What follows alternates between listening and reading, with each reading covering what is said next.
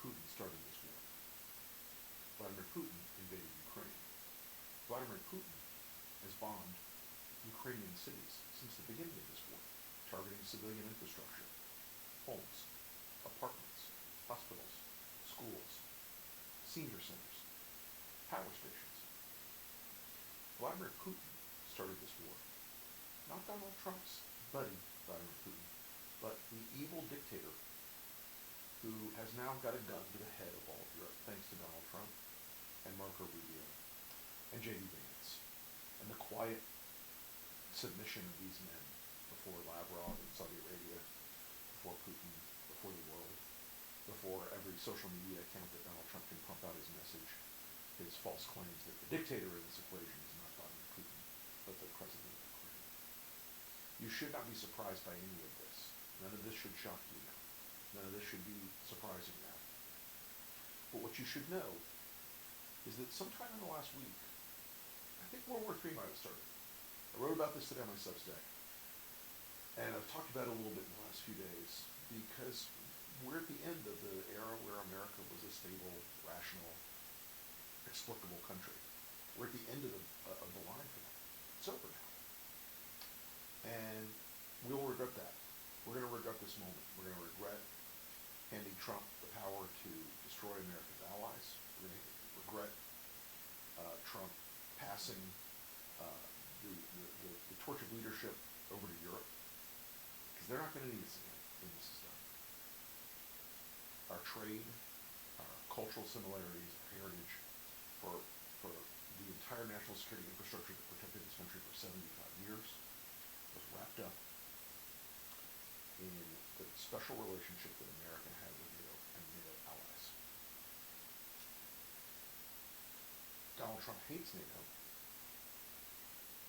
not because he thinks it's too expensive. That's a ruse. That's a BS sidebar.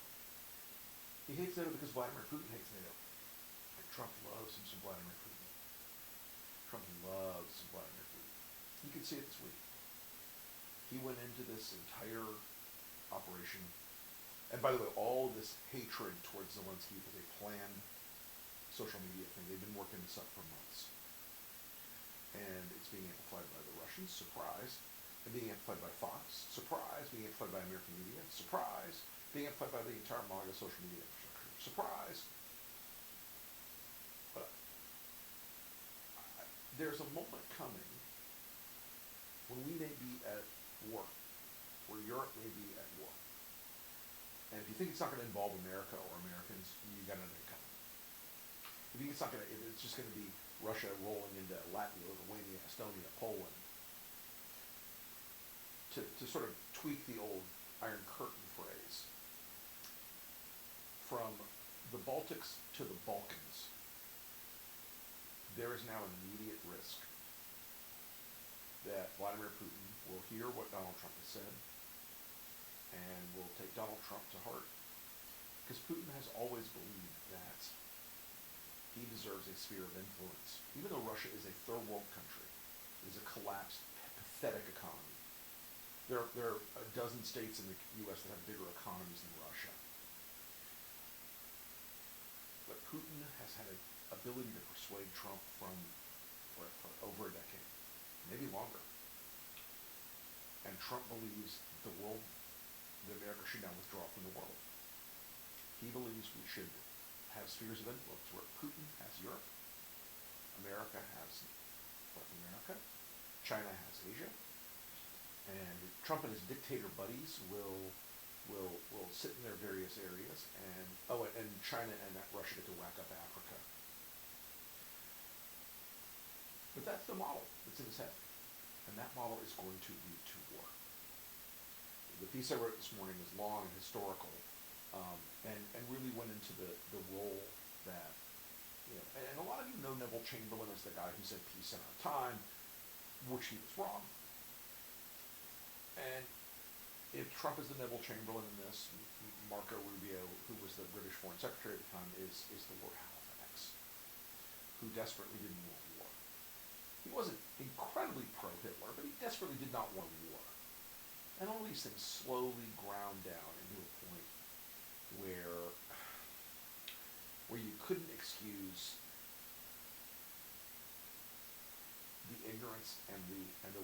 blindness of people like Chamberlain and Halifax and others. There's a great book written back in the 1940s called The Guilty Men. And it was about the British infrastructure, the British elite, and it was written, by the way, by a conservative member, or a conservative, a labor person, and I think a liberal party. I'll come back in a second and recall that. But this book, The Guilty Men, really struck me when I read it years ago. And it's striking me right now that the guilty men here, Trump, Vance, Hegseth, Rubio, Bannon, all the people around this process of moving America and putting us on the wrong side in World War III. Because now we're on the wrong side of history. We're on the wrong side of everything. We are on the side of the country that has killed hundreds of thousands of Ukrainian civilians. We're on the side of the invaders. We're on the side of the despots. We're on the side of the occupiers. That's not a place America's ever asked to be or wanted to be in history, generally. It's not the people we want to be. We said at the end of World War II, never again. We saw the horrors. American boys from small towns in the South, the Midwest, the Northeast, the Northwest, California, across this country. They saw the camps at the end of the war. They saw what the atrocities an authoritarian state will commit against people. We said never again. But we're here again. And never apparently didn't mean never. Never apparently meant until Trump changes his mind about which side America's on in the great arc of history. And look, I will tell you, this is a deeply, deeply depressing moment. America and the world were kept safe by NATO for 75 years. Trump has signaled to Putin that Europe is his playground now.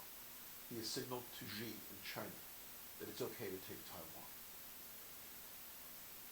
He has signaled to every bad actor, every despot, every thug, every authoritarian, every person who wants to emulate these evil people, I'm your guy.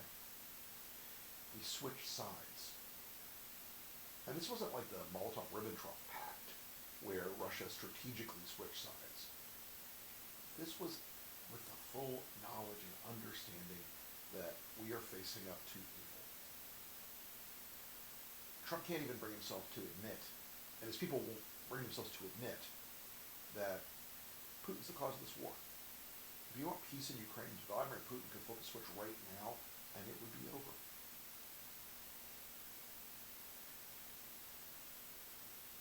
I am deeply, deeply sickened by something that I watched this week. And I have to admit this. When Marco Rubio was first running for U.S. Senate, I was a big supporter, big promoter, helped him, did everything I could to make sure that he beat Charlie Crist, came up into the U.S. Senate.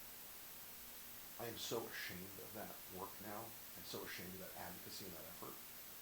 Supported Marco for president in 2016. I am so ashamed of that effort, so ashamed of all of it. And anyone who's ever worked for him should be deeply, deeply ashamed of what we saw in Saudi Arabia. Sergei Lavrov, for all that he is a terrible, horrible, shit-tier, low-life, scumbag Russian thug, has been doing this for a long time. He's had a long survival in Russian politics. He's good at what he does. He took Marco to the cleaners. Marco walked out of there without any pants on. It was humiliating for America. It was unbelievably shameful to watch an unsophisticated person get rolled by a sophisticated person. Marco knows better. He knows better. But he wanted this job more than anything. He wanted this job more than life itself. And he's given up now his entire soul. This is a guy who helped write the report in the U.S. Senate when he was in the Senate Intelligence Committee, demonstrating that Russia was involved in interfering in the 2016 election. As late as 2022, he was condemning Russia's invasion of Ukraine. And now he's talking about ways we can get along with Russia. and oil deals in the Arctic, and American companies rebuilding Russia's infrastructure and lifting the sanctions on the Russian billionaires who fund and support Putin. You might not be disgusted by it. You might not find that repulsive. You might not find that offensive. But if you're one of those people who doesn't find it repulsive and offensive, and doesn't find it disturbing how easily the United States representative in a diplomatic encounter with Russia gave up everything and got nothing. We got nothing out of this deal. Name me one thing America got out of this deal, because you can't. Oh, Putin promised to negotiate in good faith. Yes, there's 192 treaties and agreements Vladimir Putin's broken in the last 25 years. You think Marco Rubio is such a tough guy? He's going to roll Sergei Lavrov? Get out of here. It's a bad week for America's security in the world, and I genuinely believe we will look back in history. It may not start tomorrow. It may not start next week. It may not start this year. There's a lot of arguments that World War II started in 1933 or 1936. Certainly started before we actually marked the day the Germans rolled into the Sudetenland. But Marco and these guys knew better.